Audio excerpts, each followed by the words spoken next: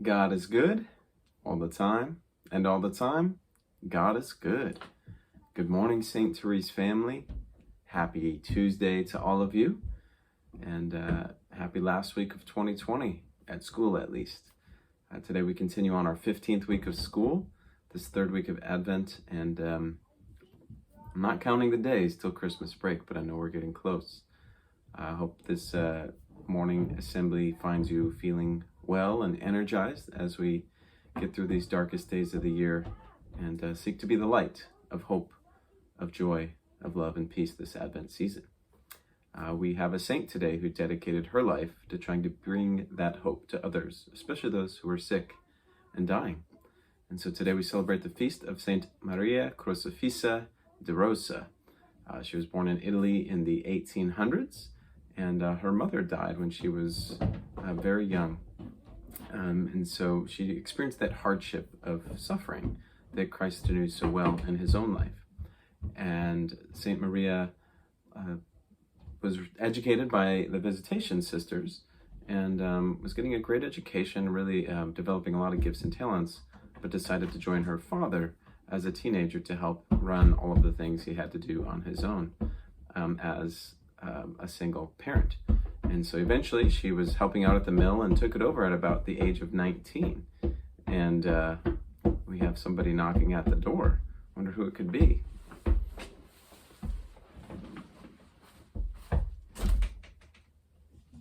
Welcome, Maria. Maria is here in her Christmas PJs, so we're talking about the saint for today, Maria. So Saint Maria, who ironically is our saint for today also, she was running the mill and was just amazed at how hard the women there worked. But unfortunately, a cholera epidemic broke out in this part of Italy. And so she kind of shifted from being a manager of a mill to someone who cared for the sick. And then she found her vocation.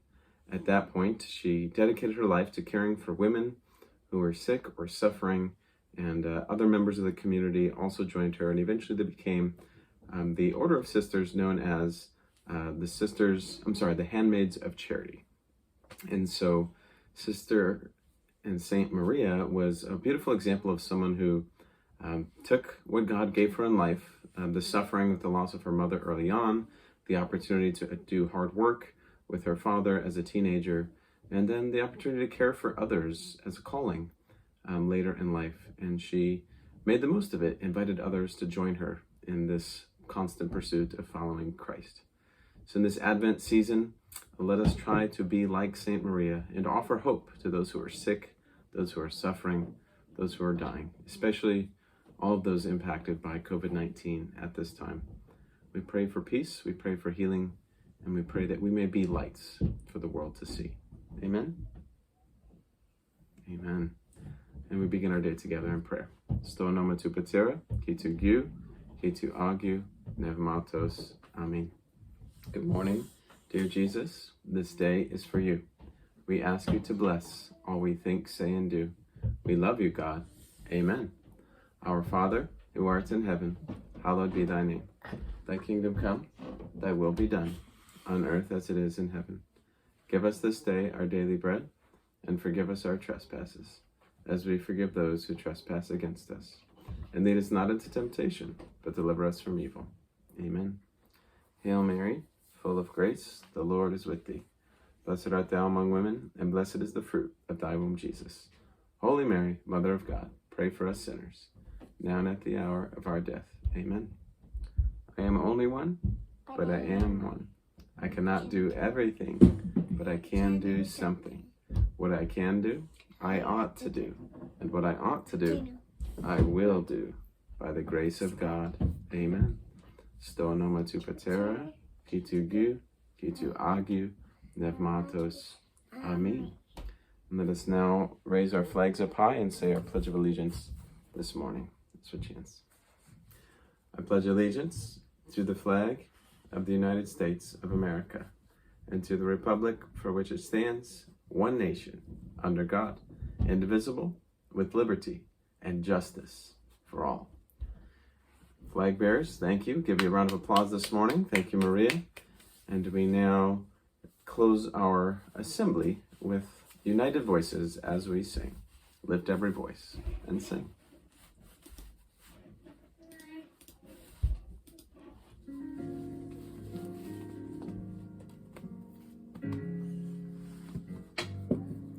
Lift every voice and sing, till earth and heaven ring, ring with the harmonies of liberty.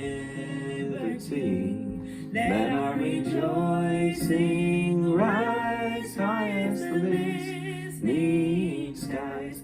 Let it resound loud as the rolling sea. Sing a song full of the faith that the dark past has taught us. Sing a song full of the hope that the present has brought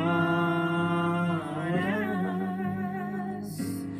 Facing the rising sun of our new day begun, let us march on till victory is won. Let us march on till victory is won. We now transition to our Advent Assembly. Good morning again, St. Therese family. I'm joined by Brother Gabriel and Sister Maria, and we will now light our Advent candles. The first one reminding us of the theme of hope.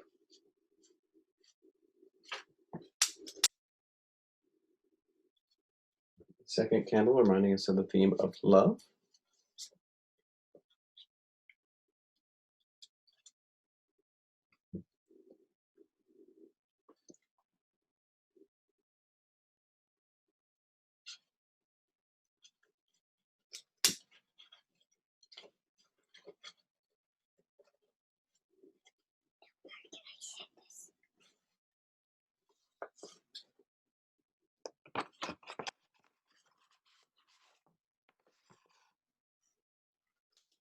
And the third candle reminding us of the theme of joy.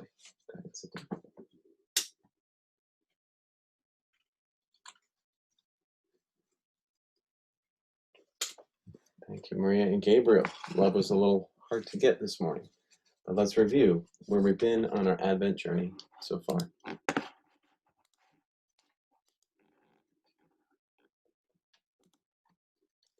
We know that when it all began, God chose Mary and Joseph to be the parents of God's own son, Jesus. Before they were born, they were called to play this special role in God's saving plan of love. Mary found out about this plan through the visit by the angel Gabriel at the Annunciation, where Gabriel announced to Mary that she was invited to be the mother of God's own son, Jesus, and her yes forever changed the world. Joseph was a little less enthusiastic to hear the news that Maria would be having a baby, as he was not the father, as we understand it. And so he planned to quietly divorce Mary to spare him and her the shame that this would cause them in their society. But an angel also comforted Joseph in a dream, and he stood by Mary's side and became the father that Jesus needed. Later on, Mary visited her cousin Elizabeth, who was also pregnant. And at this feast we now call the Visitation, John the Baptist leapt for joy inside his mother's womb at the sight of Mary in the holy presence of God. They then began the long and tiresome journey down to Bethlehem because a census was called, and Bethlehem was Joseph's hometown, where they were forced to travel to. While they were beginning their journey, shepherds in a field nearby heard of this coming of a newborn King Jesus. Angels appeared to them, singing glory to God in the highest and peace to people of good will. And this shining light and invitation inspired the shepherds to drop their daily responsibilities and travel to Bethlehem to pay their respects to this newborn king. Similarly, the three magi also made the journey, and on their way to Bethlehem, they meditated on who this newborn king would be and what he would do. And so they also brought gifts, which we'll hear more about a little bit later. And we know when Mary and Joseph arrived in Bethlehem, they did not get the warm welcome that we like to provide at St. Therese. Rather, they were treated like outsiders. They were not given a place to stay. Yet they persevered, continued knocking on doors, and instead of despairing, they found hope, because an innkeeper's wife reminded her husband that they did have room in the stable. And so it was there in the quiet of the night, in a stable behind an inn in the small town of Bethlehem, that our Savior, our God, Jesus, was born into our world as a little tiny baby, just like each of us. And after Jesus' birth, Mary and Joseph had very little time to spend with their newborn baby because the visitors started coming. First, the animals providing their warmth and comfort, and then the shepherds came by to visit, bringing gifts of the shepherds and the comforts, and simply to pay respect and congratulate Mary and Joseph on the miracle of a baby boy that they just brought into our world. And on this third week of Advent, we continue our story by learning that the Magi not only came to visit Jesus, but they brought him gifts. Do we remember what the gifts were that the Magi brought? I remember gold and silver. Gold,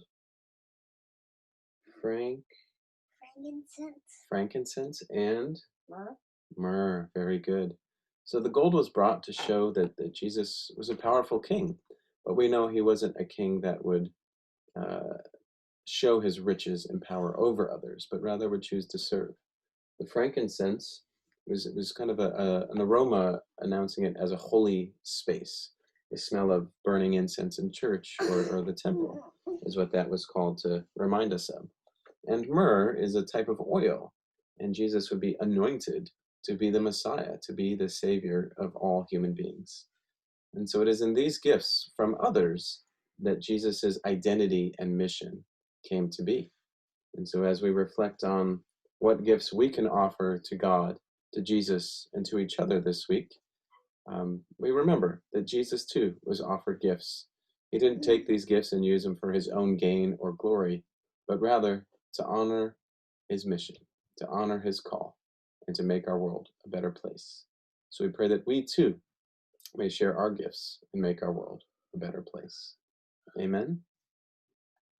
Well, let's join Mr. Lazo, Mrs. Reynosa Mazoy, and the Alstein sisters as we sing our Advent song this morning.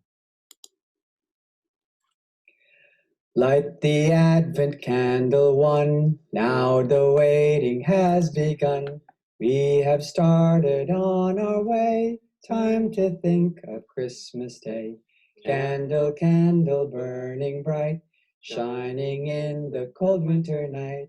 Candle, candle burning bright, fill our hearts with Christmas light. Light the Advent candle too, think of humble shepherds who, filled with wonder at the sight of the child on Christmas night. Candle, candle burning bright, shining in the cold winter night. Candle, candle burning bright, fill our hearts with Christmas light. Light the Advent candle three, think of heavenly harmony, angels singing peace on earth at the blessed Savior's birth. Candle, candle burning bright, shining in the cold winter night. Candle, candle burning bright, fill our hearts with Christmas light. Filled with Christmas light, let us be who God calls us to be. Share our gifts with the world to bring light, hope, love, joy, and peace. And always remember that we can do all things. Through Christ who strengthens us. Have a blessed Tuesday, St. Teresa's family.